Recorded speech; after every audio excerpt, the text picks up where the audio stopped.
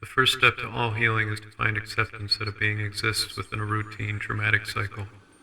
In order to identify this, a being must pause and take inventory of what external stimuli is causing them pain.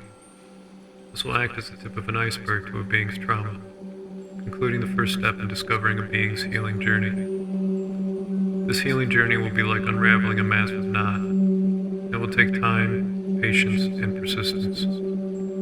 Doubt, distractions, and residual pain will be the hurdles that a being must overcome on this journey. In order to overcome these obstacles, a being must rest when tired, focus on breathing when overwhelmed, and create a purpose or goal to achieve on a daily basis that will ultimately lead to a much broader purpose or goal.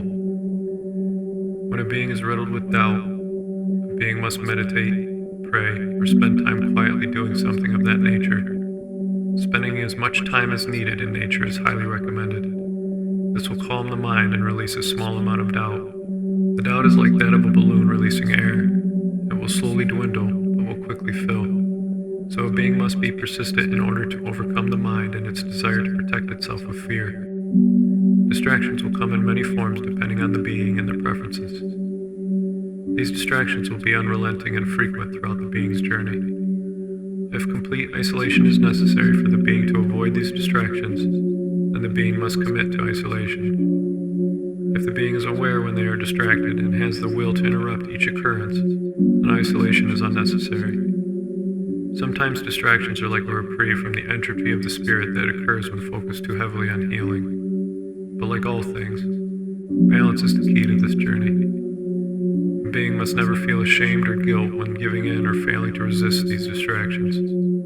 These are pulls necessary to identify the various holes that siphon a being's energy, so act as an educator to the being on where to focus the healing. Finally, the residual pain that ripples through decades of the being's existence are like ripples on the edge of a pond after the center of its surface has been disturbed. The being's core was once punctured and continuously echoes throughout the being's existence.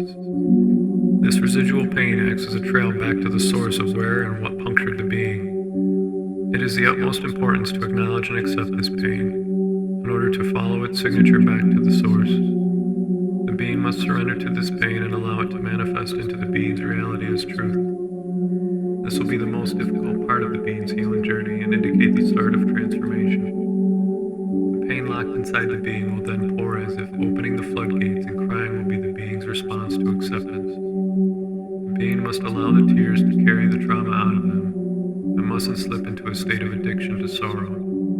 Creating an identity or pausing one's healing journey in a state of sorrow cheapens the value of completing a being's healing journey.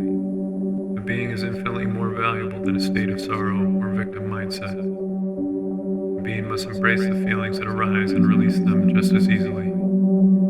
Focusing on breathing during these moments is of the utmost importance.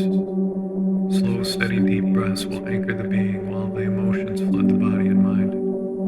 Eventually, the residual pain from releasing the trauma will lessen and the being will be left in a state of peace and acceptance. The being's healing of this particular trauma will be complete, and only constructive thoughts will invade the mind. But there is no end, only change.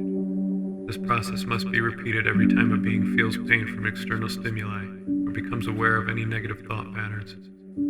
The being's evolution will be enough for revolution from self to occur.